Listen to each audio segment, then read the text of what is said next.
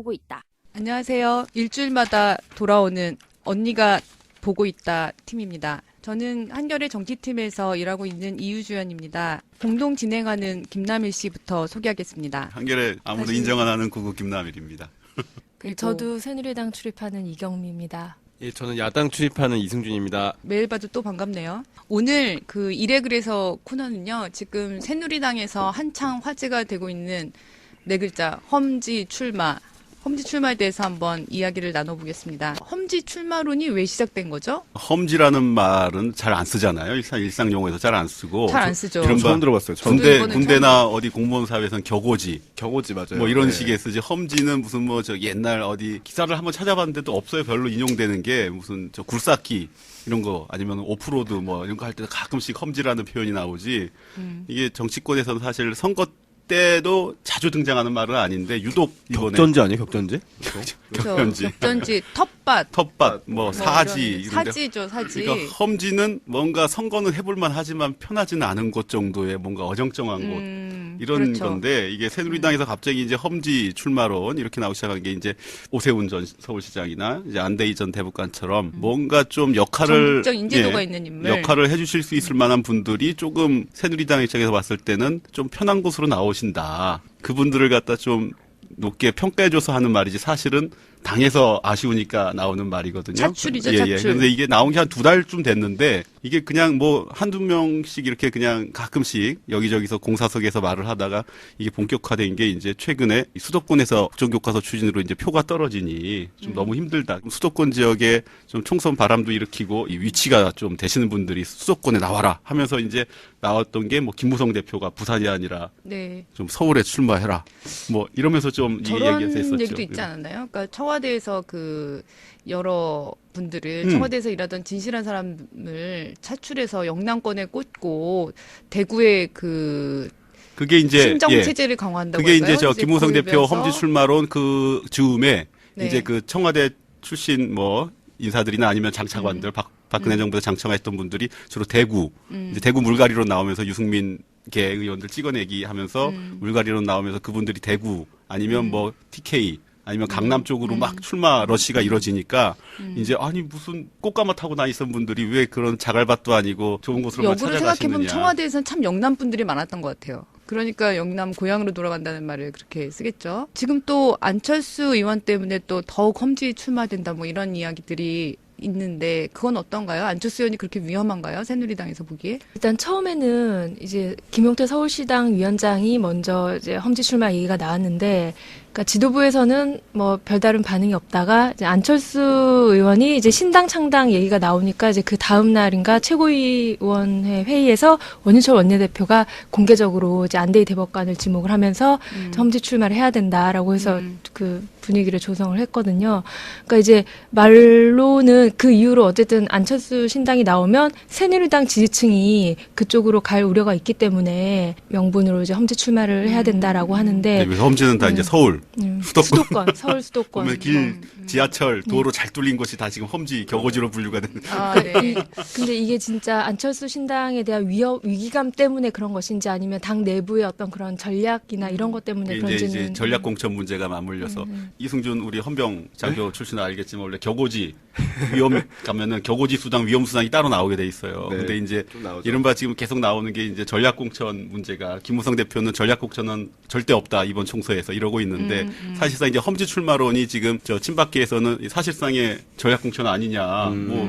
이 말이 엎어치나 매치나 이게 전략 공천인데 왜 자꾸 아니라 그러느냐 하면서 이제 그 말도 사실 말꼬리 잡기 같아요. 이게 험지 출마라는 거는 일종의 전략 공천이랑 아니 우선 추천 우선 추천 무슨 그죠? 당수 추천 전략 공천 뭐 굉장히 저 당내에서는 말이 많은데요. 그 전략 공천이란 말 자체가 확실한 개념이 있는 게 아니라 이게 당원 당규에도 없는 말이고, 우선 추천이라는 게 당원 당규에 있는 거죠. 네. 이게 이제 청와대의 의중을 담아서 이제 밀실에서 이렇게 뭐 현역 의원이 있는데 얘를 찍어내고 사람을 바로 꽂아내리는 이렇게 해서 좀 부정적인 의미의 전략 공천이 많이 쓰여 왔는데 이제 김무성 대표도 딱 지금 하는 얘기가 그런 의미에서의 전략 공천은 안 한다라는 것이고 근데 이제 우선 추천제는 뭐 소수자, 뭐 약자, 뭐 여성 뭐 이런 사람들을 우선 배려하거나 그 새누리당 후보가 현저히 경쟁력이 낮은 약할 지역 때, 예. 그런 데서만 하겠다고 하는데 이제 친박계에서는 그 말이 그 말 아니냐 결국은 전략 공천 하는 게 아니냐 전략 공천이란 게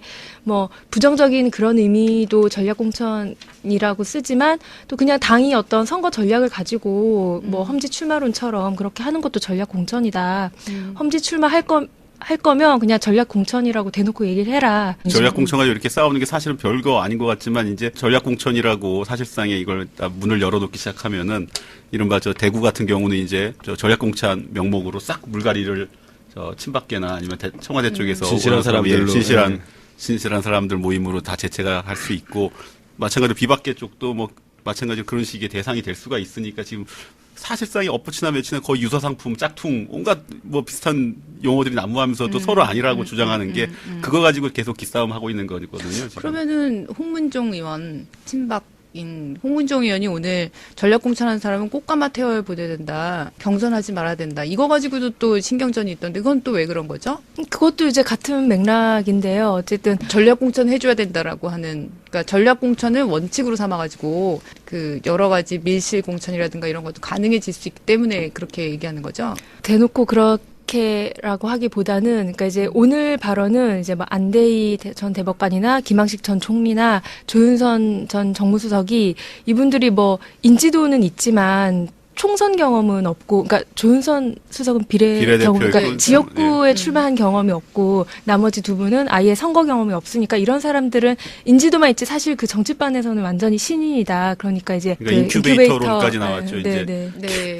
근데 원래 비례대표 정도만 해도 인큐베이터가 있었던 거 하고 아니에요? 40살 넘은 분들을 지금 인큐베이터에 넣어서 이게 찜쪄서 키우자는 이 또 홍문종 선생의 말은 좀. 조윤선 수석 같은 경우에는 이해훈 전 의원 견제 성격이겠죠. 한때 원조 친박이었다가 아마 경선한다면 만만치 않을 거예요. 이해훈 어쨌든 최고위원 저 안대희 대법관이 인큐베이터 안에 있는 모습 상상하면 굉장히 응해.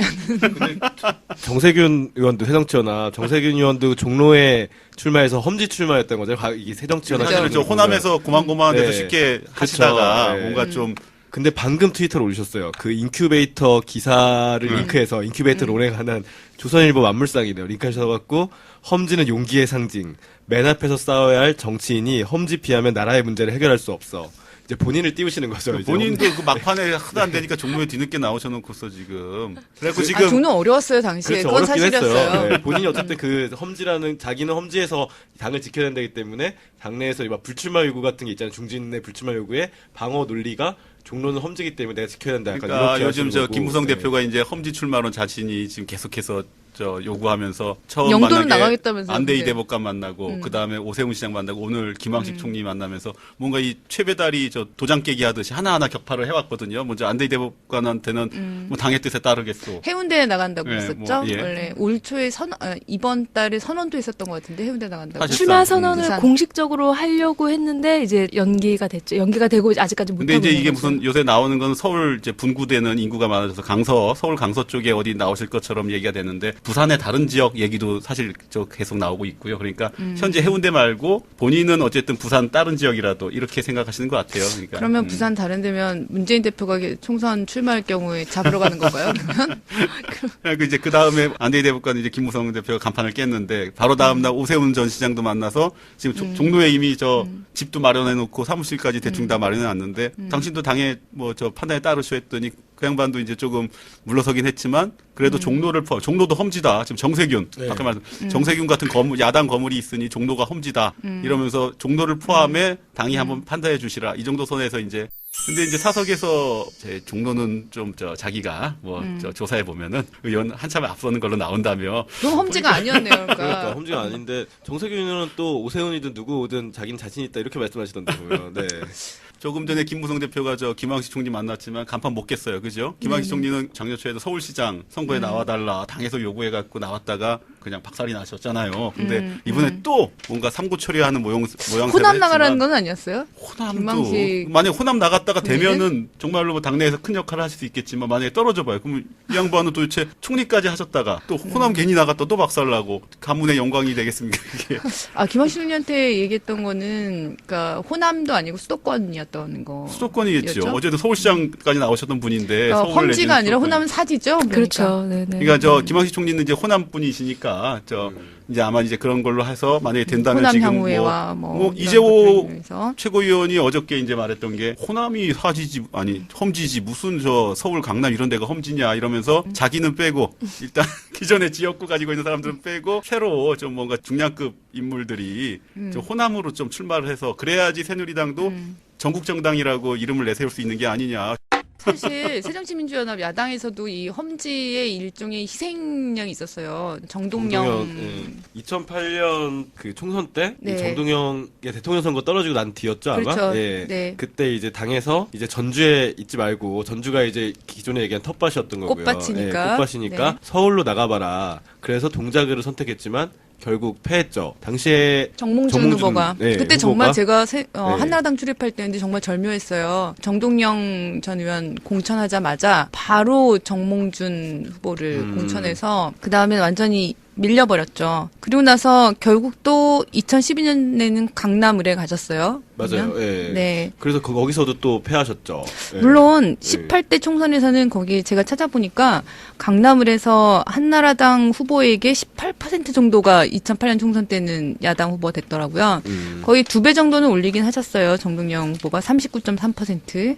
근데 어쨌든 FTA 가지고 이렇게 맞섰던 김종훈 전 통상교섭본부장이 됐죠. 그렇죠. 결국. 그분 사실 강남은 여전히 새정치연합에게는 그분이 불모지 저 험지론 예. 김종훈 의원 저 강북 나가라고 했더니 저 깜깜한데 어딜 나보고 가라냐 해서 깜깜한데라고 표현했던 게 한참 회자됐었죠. 근데 이게 새정치연합은 험지 가라고 하면 지금 절대 안 될 텐데. 그러니까 아까 도장 깨기라고 말씀하셨는데 저는 문재인 대표가 그렇게 하면 당에서 대본에 또 사퇴하라고 얘기가 나올 것 같은데 이 새누리당 어떻게 가능한 거죠? 저는 이게 야당 기자로서 저도 궁금하긴 해요. 궁금하기도 예. 하고 약간 부러워요. 지금 벌써 전략공천이 우선 추천이 이런 속도를 내고 있는 것 자체가 영이 그렇죠. 선 거지 영이. 그러니까 어려운데 간다는 게 그냥 보기에는 좋아 보이는 거잖아요. 그 당내 이해관계는 뭐 여러 가지 있겠지만 그게 말이 통한다는 거. 그렇죠. 말이 통하고 그 말을 어제 안대희 뭐 오세훈 전 시장 이런 분들이 말을 듣는다는 것 자체가 저도 신기한 근데 거예요. 사실은 이제 험지인데 좋은데 주는 거 아니에요? 안대희 그러다가? 전 대법관 같은 경우에는 사실은 이제 주변에 좀 조언을 하는 이제 현직 의원들도 몇 명 있긴 한데 그냥 검사 출신이라서 검사 출신 의원들하고도 뭐 대고 하는데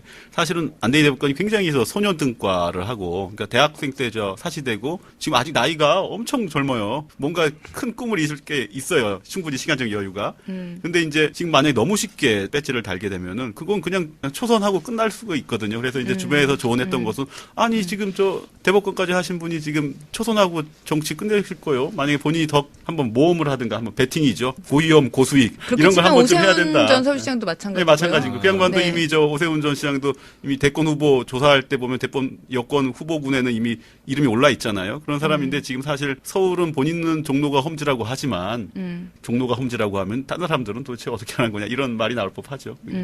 오세훈 전 서울시장은 얼마 전까지 박진 전 의원하고 엄청 박터지게 경쟁하지 않았어요? 그러니까 서로 지금 따로따로 말이 디스를 하죠. 서로 지금 디스. 좋은 점은 지금 좋은 웃고 있는 사람은 박진 전 의원이겠어요. 정세균 전 대표. 이 두 분은 험지 출마론 때문에 좀 행복한 성탄절을 아니죠. 보내시는 저기 건가요? 새누리당 하태경 의원이 가장 크게 웃고 있었겠죠. 오세훈 전 서울시장, 안대희 전 대법관 어디로 갈지 모르지만 오세훈 전 서울시장 같은 경우에는 광진으로 간다는 얘기 있지 않나요?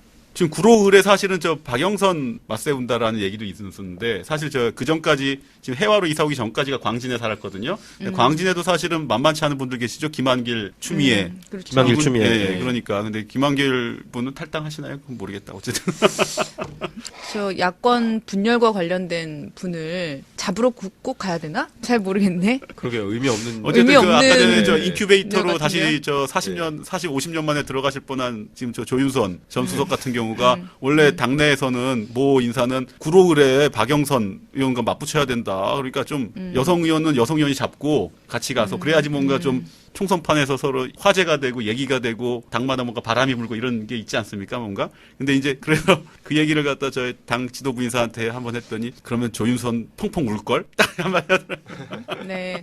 박영선 전 원내대표는 아마 집에 가서 오실 겁니다. 집에 가서 웃겠지요. 근데 여성이 여성을 잡아댄다는 논리도 참 후진 논리 같아요. 새누리당, 우리 당에서는 그런 말 쉽게 나와요. 네. 그러면 호남은 사지라고 했잖아요. 험지 출마가 아니라 사지. 근데 지금 현재 호남이 새정치연합의 복잡한 사정으로 인하여 여러 야권 후보가 나올 가능성이 많기 때문에 국성 순천의 지역구를 둔 이정현 의원 말고도 또 새누리당이 그 반사이익으로 인해서 이길 사람이 있나요? 근데 지금 전북의 정운천 이명박 정부 때 쇠고기 사태 정운천 전 장관이 끊임없이 지금 열심히 닦고 계신데 때 되면 꼭 문자 오고 뭐 행사 안내 문자 오고 정말 열심히 하고 계시죠. 잊고 있었는데 진짜. 아우 네. 한번 기억해 주세요. 정운천. 지금 현재 그러면 호남 사지 출마로는 이재호 의원밖에 없는 거죠? 공식적으로 그렇죠. 호남을 이야기하고 네네네. 있는 분은. 이재호 의원이 얘기를 했는데 김우성 대표가 그거는 논리적으로 안 맞다 뭐 이런 식으로 하면서 바로 깠습니다. 그러니까 우리가 기사 쓴다고 이렇게 해보자고 하는데 바로 데스크가 말도 안 된다 하는 거잖아요. 그러니까 저 사실 한겨레에서 험지 출입처는 있잖아, 그죠? 지금 본인이 험지 그러니까. 출입을 하고 있다고 지금 주장하는 거? 검찰, 그럼요. 네, 네. 새누리당 극한의 험지죠, 극한 거의 극한 직업이죠, 극한. 나는 이념 코드도 맞추고 있다고 생각했는데 김남희 씨는 아니 그냥 맞으시는 것 같은데 보니까. 네, 옷도 아니. 오늘 빨간색 입고 오셨고 그러니까. 네, 네. 아니 그러니까 나는 험지 같지 않은데 사람들은 꽃밭일 것 같은데 뭐 이은미 기자는 험지일 수도 있고. 항상 즐거우시더라고요 보니까. 네.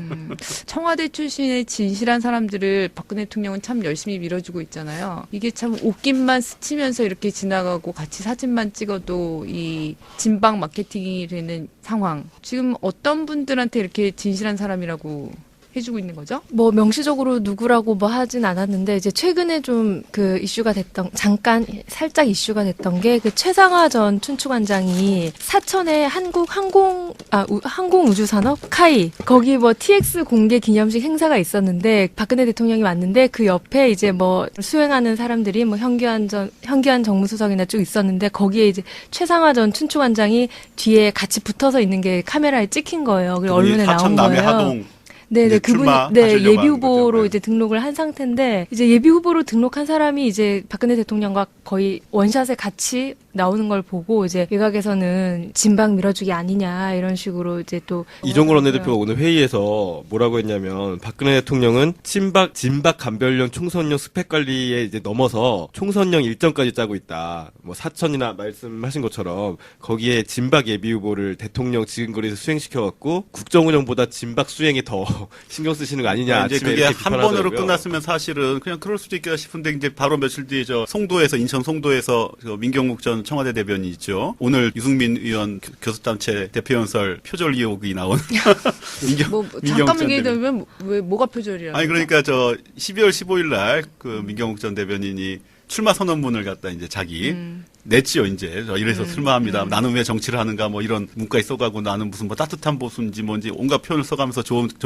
출마 선언문 다 멋지잖아요? 그게 오늘 유승민 전 원내대표가 4월 8일 날인가요? 그때 교섭단체, 원내대표 되고 나서 처음 한 국회 교섭단체 대표연설 문에 있었던 내용하고 비슷한 문장, 심지어는 거의 동일한 문장이 막 들어있는 거예요. 그 출마 선언문에.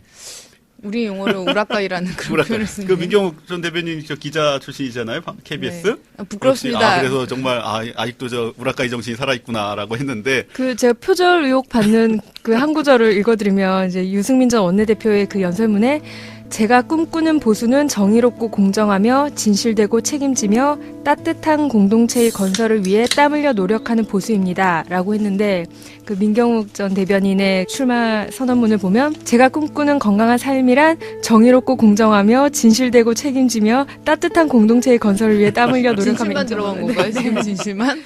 거의 뭐 한 문장 그러니까 통으로 다 지금 똑같더라고요. 박근혜 대통령은 이제 유승민 전 원내대표 찍어대기 굉장히 노력하시고 지금 보면 최근에도 대구에 동구가 앞 유승민 의원 지역구에 지금 동을, 이재만 네. 전 구청장이 출마 선언할 때 동을. 개소식인가요? 네, 네. 동을 개소식에 갔을 때도 보면은 저 친박계 홍문종, 조원진 의원 가서 진실한 사람입니다. 정작 그 청와대 입을 자처하던 우리 민경욱 전 대변인은 남몰래 유승민 전 원내대표의 문장을 사모하여 본심이 들킨 거니까. 어쨌든 이거는 이제 이 번외편이고 영린을 건드리는. 어쨌든 송도에서 그 삼성전자가 이제 공장 뭐 기공식 같은 걸 했잖아요. 거기 이제 대통령이 참석을 하셨는데 거기 뒤에 줄에 민경욱 전 대변인이 떡하니 앉아 계셨던 얼굴이 거예요. 근데 보여서. 이제 인천이니까 인천의 현역 의원 5명한테만 뭐 초청을 했다고 하는 것 같은데. 근데 그 지금 예비 후보 등록, 선거구도 정해지지 않은 예비 후보자가 그냥 연수에 그냥 떡하니 등록을 지금 하는 거죠. 대통령 행사에 그러면. 들어간 거예요. 근데 이제 본인은 오늘도 그 선거 사무실 쪽하고 통화하면서 그날은 어떻게 가셔서 했더니 갔더니 대통령 행사였다라는. 근데 그게 아시는 분들 아시겠지만 대통령 행사는 경우가 엄청나거든요. 사전에 참석자들은 다 비표를 받아야 되고 뭔가 신원조회 다 해야 되고 그러니까 사전에 뭐 우연찮게 갔더니 대통령 계시다 이런 경우는 없습니다. 좀 서로 간에 짜옹이 있었던 거죠. 청와대 뭐 민경욱 대변인이 적극적으로 요구했든 아니면은 뭔가 청와대에서 챙겨줬든 그 다음은 또 어딜까 내심 이제 기대되는 거죠. 이제. 근데 대통령 옆에서 특히 박근혜 대통령 옆에서 사진 찍는 건 정말 중요한 일인 것 같아요. 2007년 대선 경선 후보 한나라당 후보 시절에 사실 그때 박근혜 후보는 당시 후보는 이명박 후보에게 매우 밀리는 상황이었거든요. 그런데도 구아무개 전 의원이 계세요. 같이 서 있는데 순간적으로 사라진다는 거예요. 대통령 옆 당시 후보 박근혜 후보 옆에서 바로 딱 사진이 찍히는 거죠. 그래서 사람들이 정말 귀신 같다. 어떻게 아니, 저렇게 이번에- 금방 움직이는가. 이번에 그런 얘기들을 정말 들었죠. 정말 안타까운 게 대구에 보면 지금 윤재옥 의원이라고 있어요. 경찰 출신. 경쟁자가 같은 지역구에 우리의 그 유명한 저 김용판 전 서울지방경찰청장 국정원 댓글 사건 터졌을 때 여직원 네. 강금 사건 터졌을 때 뭐 권은희 저 여직원 세종시 감금 사건이라고 하네 바로 어디 말을 방금이죠 그게? 네. 너무 이렇게 너무 쉽게 나오지 그 말이. 좀 오염이 많이 됐어요.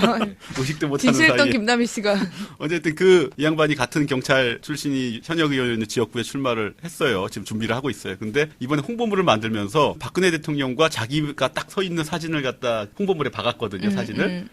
근데 이 윤재옥 의원이 발끈한 거예요. 왜냐하면은 그 사진에 원래 옆에 자기가 있었거든요. 자기가 경찰 후배 출신이 또 저 취업 줄만한다니까 뭐 지역구긴 하지만 뭐 대통령 왔을 때 한번 근데 이거는 뭐 지금 최근의 사진은 아니고 옛날 사진이에요. 현역에 있을 때 뭐 김용판이 한번 자기가 소개해줘서 대통령 옆에 한번 오시라 하면서 자기가 소개해주면서 3명이 같이 찍힌 사진인데 떡 잘라내가지고 사진에서는 윤재옥 의원은 딱 잘라버리고 박근혜 대통령하고 김용판 전 청장 2명만 딱 나오게 해서 만든 거예요. 그랬더니 이게 아무리 저 강호의 도가 떨어지고 똥이 됐다지만 이럴 수는 없다 하면서 윤재옥은 발끈하고 그만큼 저 대통령과 찍은 사진은 대구에서는 그냥 하이패스처럼. 조중동 보수 언론들도 이런 진박 밀어주기 판적이죠. 심지어 뭐 많지 저 않죠? 조중동 이런데 사설에서도 해도 너무 티나고 좀 뭔가 우리가 은근한 걸 좋아하잖아요, 그죠? 저 은근과 끈기의 민족인데 너무 대놓고 하니까.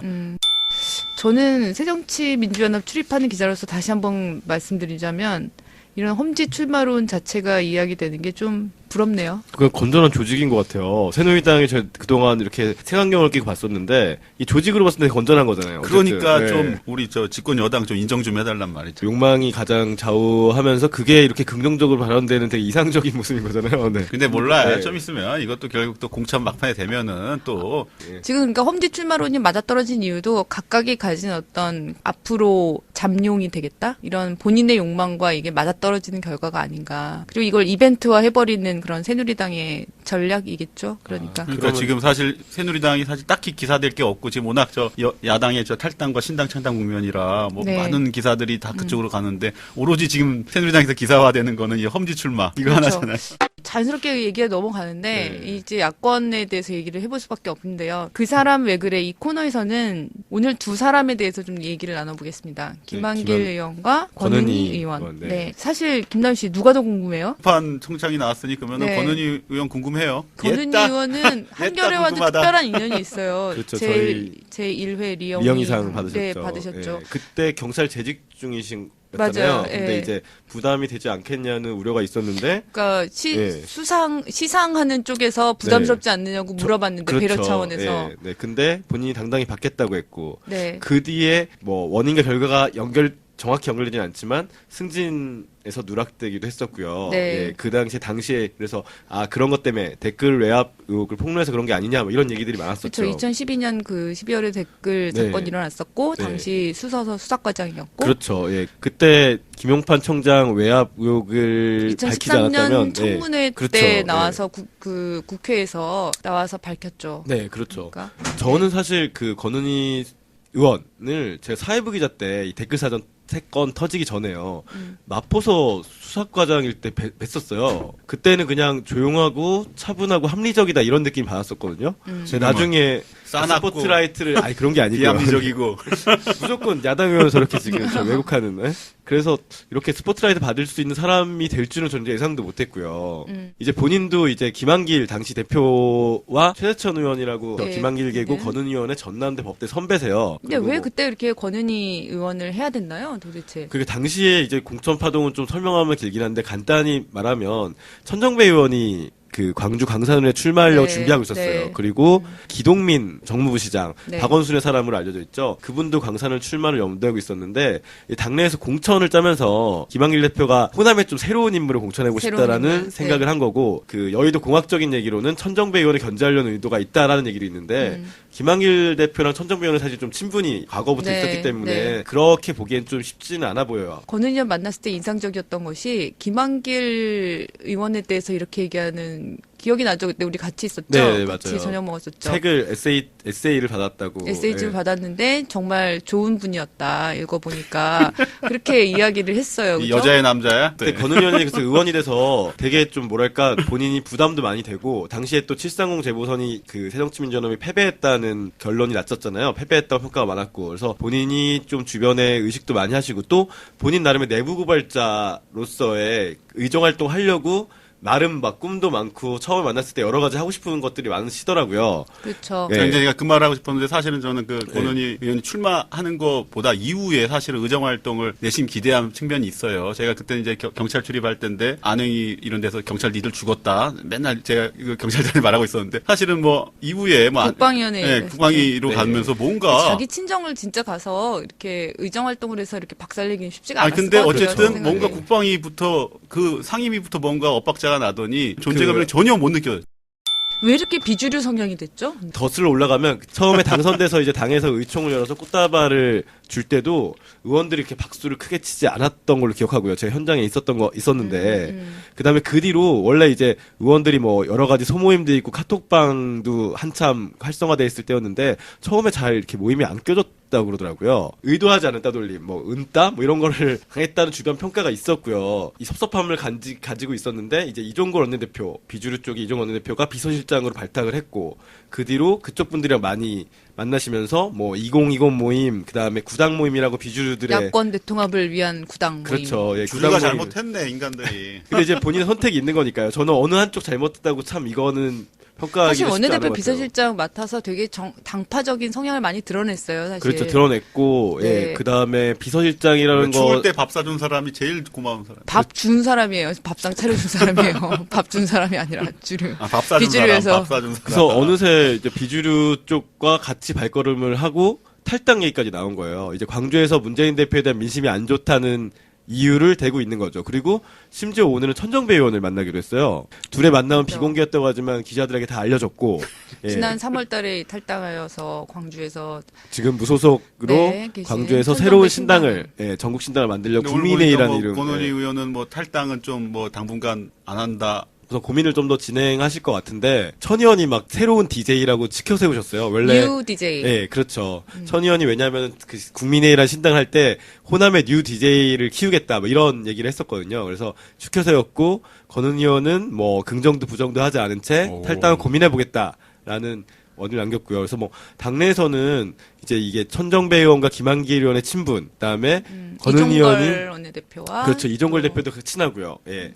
여기서 권은 천정배 의원이 의원이 탈당해서 천정배로 갈 수도 있는 거 아니냐라는 관측까지도 나와요. 예. 아니 아니라. 예, 안철수가 아니라 대부분이 흔히 안철수로 생각하지만 물론 이거는 약간 여의도 정치공학적인 음모론인데 천정배 신당 파일을 더 키우고 그렇죠. 그리고 안철수를 안철수 제어하면서 그렇죠. 견제하면서 예. 호남에서 여러 가지 그 메뉴들이 차려질 수 있게 그렇게 그렇죠. 하는 거죠. 그리고 그래서 뭐 김한길 대표 기획설이라는 얘기까지도 막 지금 돌고 있습니다. 저도 이런 설 같은 거 얘기하기 싫은데 이게 지금 오늘 권은희 천정배 의원 만나면서 사람들이 너무나 많이 어제는 얘기하기 이종걸 시작했어요. 원내대표가 만났거든요. 그렇죠. 어제는 이종걸 천정배 대표를 의원은. 만나고 이게 뭔가 조각들이 맞춰지니까 저도 처음에 듣고는 그냥 비웃었거든요. 이 말 되는 소리 해라. 근데 점점 조각들이 맞춰지면서 이게 설이 현실이 되는 거 아니냐는 예, 기자들의 얘기는 나오고 있어요. 예.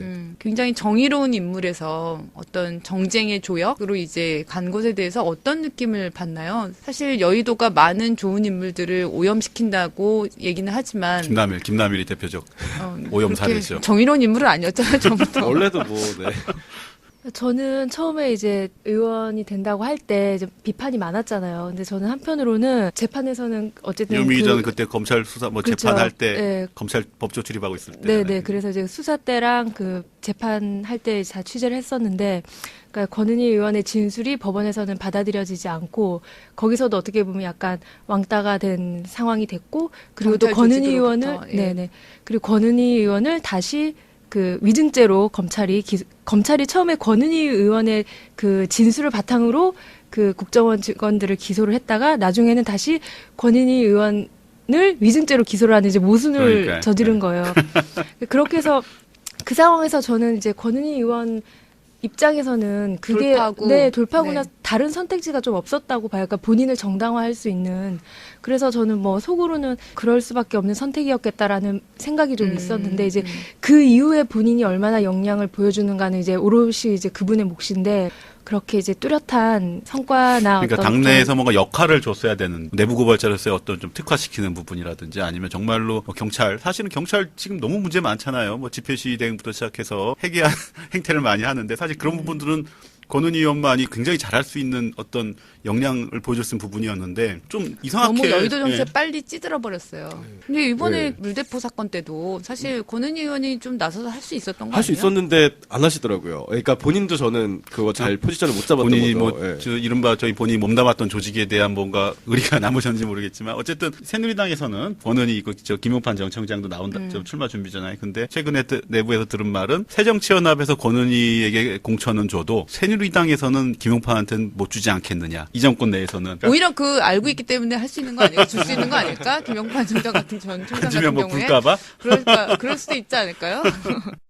그러면 자연스럽게 그 권은희 의원한테 책을 줬던 김한길 전 대표. 원책 준 거에 여자의 남자 아니야 진짜로? 아, 근데 이게 들었는데 까먹었어요. 사실 에세이 그거 제목. 유명한 책이 아니었어요. 그러니까 제 기억이 안 나요. 그러니까 여자의 남자가 예. 제일 유명하다. 아니에요. 다른 에세이집이었다고 하는데 그 인상적인 구절이 있다고 말씀하셨는데 찾아볼게. 말하고 계세요 한번. 네. 그런데 그 김한길 전 대표가 당의 대표적인 중도파잖아요. 그렇죠. 언제부턴가 이제 비주류 쪽의 수장, 그 다음에 중도 뭐 노선, 네 어떤 정점 뭐 이런 식으로 불리고 있죠. 근데 사실 가족은 자, 좌파 죄송합니다. 가족이에요. 좌파 눈 가족. 뜨면 없어라 아니야? 혹시 모르겠어요. 김한길 SH면 눈 뜨면 없어라라는 이상한 그거 말고 다른 에세이도 제가 김한길의 다음에 우리 희망일기. 취재 다시 네. 확인해가지고 다시 확인해서 다음에 알려드리겠습니다. 알려드리겠습니다. 아침은 얻어먹고 사십니까? 아 그 책도 있어요, 맞아. 네. 왜 이렇게 비웃어요? 아, 미운 게 아니라 재밌어. 눈 뜨면 없어라 너무 재밌잖아. 페이스북에 얼마나 주옥 뭔가 같은 글을 지금 국면 올리시는데. 같잖아. 눈 뜨면 없어라. 그러면 한 명씩 한 명씩 없어진다. 김한길 의원이 얼마나 진지하신 분인데요. 네, 얼마나 페이스북에 그 강도 높은 글을 쓰시는데. 네. 눈끝이 막 조절이 되면서. 그렇죠. 예. 사실 김한길 대표의 가족들은 어떻게 보면은 좌파라고 할 수 있는데 당내에서는 이제 김한길 대표 비주류 중도 예, 본인이 그리고 언제부턴가 그런 걸 좀 지향하기 시작했고요. 본인의 얘기는 여야 극단 치우치지 않는 온건하고 합리적인 유승민 대표랑도 친해요. 그래서 유승민 대표와 토론회도 같이 했었잖아요. 토론회도 같이 했었어요. 그래서 유승민 대표와 같은 스탠스를 취하고 싶어하고 그래서 어렵게 사는 유승민은 자꾸 역지마 그쪽이랑 그 힘들어. 김한길 대표는 유승민 대표랑 같이 하고 싶은 마음이 있을 거예요. 안철수 전 대표도 굉장히 같이 하고 싶어 했죠. 그렇죠. 예, 유승민과. 상황이 통한다 뭐 이런 거죠. 성향이. 아이고 안 통해. 그거 안 통해. 근데 본인은 사실 그 사석에서 중도파 얘기권은 별로 안 좋아해요. 김한길 의원이 이제 계속 탈당할 거라는 얘기가 계속 많이 나오잖아요. 그렇죠. 이제 점점 탈당이 가까워졌다고 보도들이 나오고 있죠. 예. 네. 게다가 오늘 문재인 대표 굉장히 세게 우리가 작아지더라도 더욱더 단결해야 된다, 단단해져야 된다 이런 얘기도 그렇죠. 하셨잖아요. 갈 테면 가라 뭐 이런 거잖아요. 지금. 네, 네. 갈 테면 가라. 그래서 그 김한길 의원 정말 탈당할 것 같기도 한데 왜 이렇게 친노를 싫어하는 걸까요? 원래는 사실 노무현 대통령 2002년 당선될 때 그 선거 캠프에서 선거 대책 본부장이라는 그렇죠. 중책을 맡았었어요. 그리고 본인이 인터뷰에서도 항상 그걸 강조해요. 자기는 노무현 대통령 당선을 위해서 최선을 다했다. 예. 그렇죠. 6주기 맞아 노무현 전 대통령 서거 6주기 맞아서 노무현이 그립다라는 글도 쓰셨어요. 맞습니다. 네. 네. 그리고 나중에 열린우리당 원내대표도 하셨고요. 예. 하기 때문에 어떻게 보면 그 친노라고도 불릴 수 있는데 그 열린우리당이 망가지면서 이제 다른 길을 걷게 되는 거죠. 2007년 그 대선 앞두고 예, 중도개혁 통합신당이라는 네. 당을 당 의원 22명 22명 예, 이끌고 교섭단체로 해서 창당을 했었죠. 예. 그 뒤부터 이제 그에게는 그런 별명도 붙어요. 창당 전문가. 왜냐면은 그때도 만들고 그 뒤에 안철수 의원을 데려와서 2014년 3월에도 만들고 그렇죠. 새정치민주연합도 만들고 그래서 뭔가 이렇게 당이 흔들릴 때마다 의원들이 그 의원회관에 자주 그 방으로 자주 간다고 하더라고요. 그러면 몇몇 언론들은 그걸 이제 탈당 흐름 뭐 이런 식으로 기사화하기도 해요. 사람이 이렇게 한번 마음이 이렇게 떠나면 다 미운 것이 실제로 뭐 선거대책 본부장 맡았을 때 정몽준 후보와의 뭐 이 단일화 협상 때도 자기는 안 끼워주고 이해찬 의원이 다 하더라. 특히 2012년 그 당대표 선거 때 이해찬 네, 그렇죠. 의원하고 친노의 붙어가지고 이해찬 네, 의원이라고. 그 경쟁했다가 그때 당시 이해찬 대표로 당선됐는데 그때도 경선 룰, 친노 패권주의 이런 문제 때문에 되게 승복은 했지만 굉장히 불편한 사이였죠. 저는 아직도 친노 패권주의라는 거의 정확한 의미와 내용은 여전히 의문이긴 하지만 어쨌든 2012년에 친노라고 하는 세력들이 자기네 마음대로 했다. 이거에 대한 불쾌함과 분노가 계속 있었고 그리고 본인이 당대표가 됐잖아요. 2013년 네. 5월 당대표 됐죠. 민주당이 대선 패배한 뒤에 그 뒤로 당대표가 된 뒤에 이제 그쪽 관계자들이나 김한길 대표는 끊임없이 친노랑 486이 자신들을 흔들었다. 원내 현안에 관련해서 협상을 그다음에 해오면 의총에서 박살내고 그렇죠. 뭐 그런 국정원 네. 대선 개입 제대로 못 싸우고 있다고 친노들이 자꾸 흔든다. 하지만 본인은 천막투쟁하고 그 정말 못 전국을 싸웠어 돌았다고. 그때 제가 그때 있었는데 정말 안타까울 정도로 그렇죠. 비판이 많았죠. 야단 못하더만. 뭐 이렇게 못 싸우더만 안 돼. 천막 쳐야 되는 거예요. 꼭 잘 싸우려면. 아 무조건 왜 나가 자꾸 그 안에서 싸워도 모자를 파네. 그리고 결과적으로 이제 실체를 밝히지 못하고 국정원 대선 개입이래 그 뭐 꼬리만 그냥 걸고 밝히고요. 국정원 개혁안 정도에서 타협을 한 거죠. 근데 그 개혁안을 그 한 뒤에 그 개혁안이 막 실천되지는 않는 상황인 거고요. 사실 보면 그런- 머리는 언제부터 하얘진 거예요? 머리 예전부터 하얘졌던 것 같은데. 정치하기 전부터 그랬나? 그것도 일종의 신비주의인가? 처음 정치 보는 기자들이 자꾸 헷갈려요. 그 백군기 의원이랑 김한길의 뒷모습을 보면 아무리 그래도 그걸 어떻게 근데 헷갈려? 처음에 정치 본 어린 기자들은 사실 너무 정신없다 보니까 예. 김한길 의원의 지금 정치 행보가 맞는 건지 사실 잘 모르겠어요. 어떤 중재안도 거부하고 사실 문 대표 사퇴만 지금 요구하고 있는 거잖아요. 그래서 당내 여러 가지 중재안이 지금 계속 나오고 있는데 김한길 대표는 정확하게 사퇴라는 표현도 안 쓰세요. 결단. 문 대표의 결단을 촉구한다. 뭐 이거는 답이 아니다. 근데 결국 그 주변 측근들한테 물어보면 사퇴라는 얘기지라는 거죠. 네. 결국 사퇴를 요구하면서 우리는 왜 이렇게 번역과 해석이 늘 필요한 걸까요? 그러니까요. 김한길 의원은 항상 자기는 계파도 없고 뭐 세력이 없다고 했는데 본인이 이제 대표를 하면서 임명했던 당직들 있잖아요. 비서실장부터 뭐 김관영 비서실장. 김관영 비서실장 당시에 뭐 노웅래 의원도 비서실장을 사무총장. 했었고요. 예. 사무총장 총장, 비서실장 뭐 그쵸. 했던 의원들이 이제 김한길 의원을 따르면서 김한길 계로 이제 분류가 되기 시작했고 현재 김한길 대표가 탈당할 경우에 이들이 따라 나갈 가능성이 높다고 봐요. 그렇게 되면 보통 10명 안팎은 될 거라는 되는데 이렇게 될 경우에는 이제 안철수 신당이든 어디 신당이든 김한길 의원의 행보에 따라서 파이가 커지게 되는 거잖아요. 교섭단체까지도 가볼 수 있고. 김한길 신당 나오는 거 아니야? 그렇진 그렇게- 않을 겁니다. 그렇진 않을 거고. 그는 항상 리더라기보다 참모의 길을 택했던 것 같고. 전략가. 예. 본인이 그걸 즐긴다고 하더라고요. 고독한 전략가. 오늘 험지 출마에 대해서